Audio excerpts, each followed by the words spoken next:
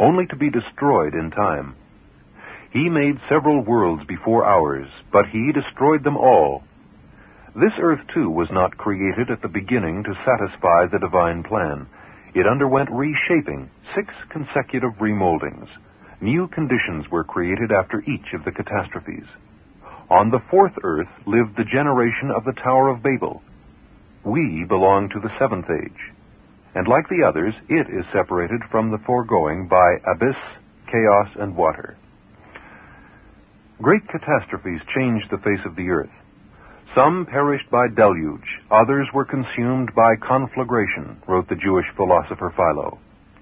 According to the rabbinical authority, Rashi, ancient tradition knows of periodic collapses of the firmament, one of which occurred in the days of the deluge, and which repeated themselves at intervals of 1,656 years. The founders of geological science, Emanuel Velikovsky, like Professor Bockland and Murchison, those who gave the names to the periods, like Permian period or Ordovician period and Cretaceous period and so on, they were clearly under the impression, and so they professed also, that the Earth underwent a series of geological upheavals on global scale. And it was only under the influence of a lawyer turned geologist, Charles Lyell, in the first part of the 19th century, that the view of uniformitarianism, which means gradualism or even no change in the natural history through millennia or through even millions of years. Actually, they followed a statute of faith that what is not happening today could not have happened in the past. According to this, I could say that if there is no nova, no exploding star today in the sky, there was no exploding star ever. This view nobody would entertain. Nevertheless, the view of gradualism or uniformitarianism is dominant even today. To support his theory that it is tumultuous change and not gradual evolution that is the norm for the cosmos, Velikovsky looks to the atom. He writes, "The solar system is actually built like an atom. Only in keeping with the smallness of the atom, the jumping of electrons from one orbit to another when hit by the energy of a photon takes place many times a second, whereas in accord with the vastness of the solar system, a similar phenomenon occurs once in hundreds or thousands of years. In the middle of the 2nd millennium before the present era, the terrestrial globe experienced 2 displacements, and in the 8th or 7th century before the present era, it experienced 3 or 4 more. In the period between, Mars and Venus and the Moon also shifted. If the activity in an atom constitutes a rule for the macrocosm, then the events I have described were not merely accidents of celestial traffic, but normal phenomena like birth and death. A scientific theory in which catastrophes succeed one another, in which fire and cataclysm alternate, finds resonance in a particular view of history. Here's John Michel, author of The View Over Atlantis. It's as if there's always been a memory of a cycle of civilization. The story of Atlantis does, after all, belong to the cyclical view of history, according to which civilizations start from nomadic origins in the first settlements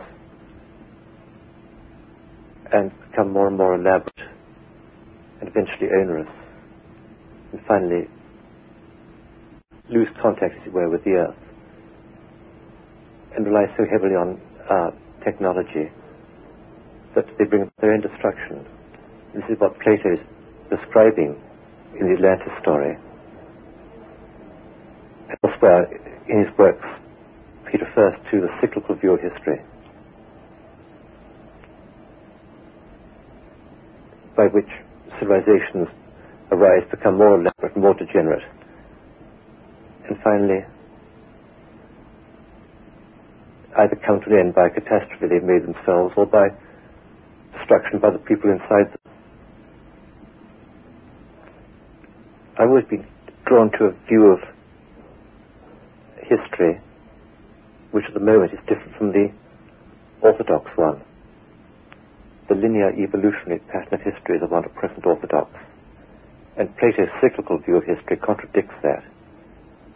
The idea that civilizations might have risen and fallen in the past rather tends to destroy the self-confidence of the present one. When I was at Cambridge as a student, the rationalistic view of everything was very much in ascendancy, and mysticism or any mystical view or any even traditional view was hardly considered at all.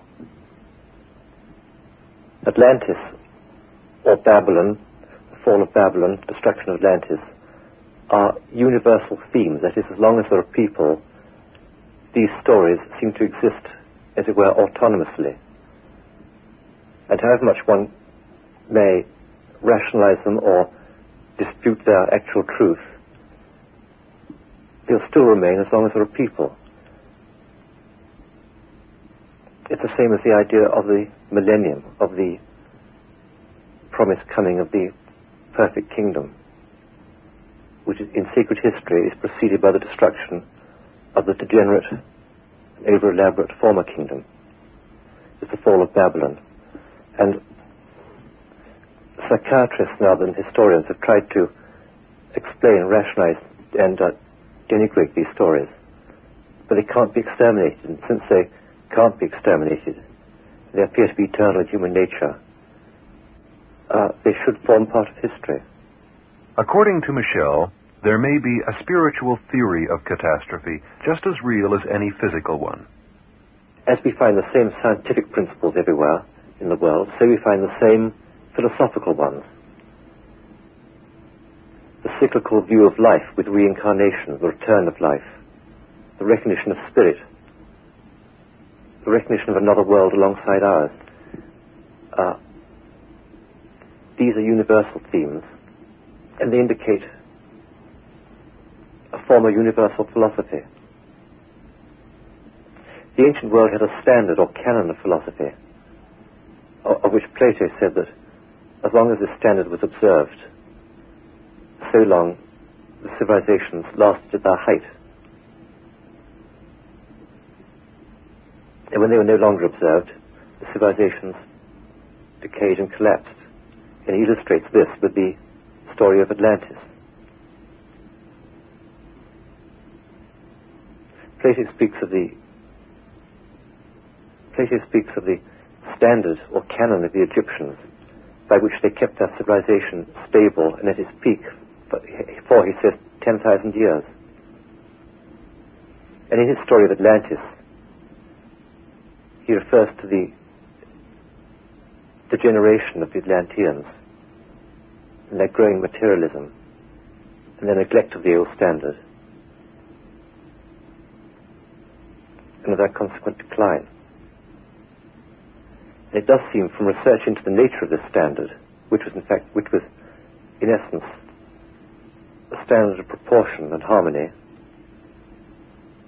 that it was universal. The invisible empire of the eternal Atlantis will rise again, reclothed with its former power, in the presence of a stupefied humanity on the brink of the abyss. That's from a Rosicrucian book called The Invisible Empire. Its author, Raymond Bernard, is the Amorc Order's Supreme Legate for Europe and the Grand Master for all French-speaking countries. My opinion is given through the book, and also I gave all the explanations I felt true through my own meditations or knowledge, personal knowledge. Now I can say about the continent that I agree with many writers, many good, serious writers, that the continent existed 10,000 years ago. I shall say that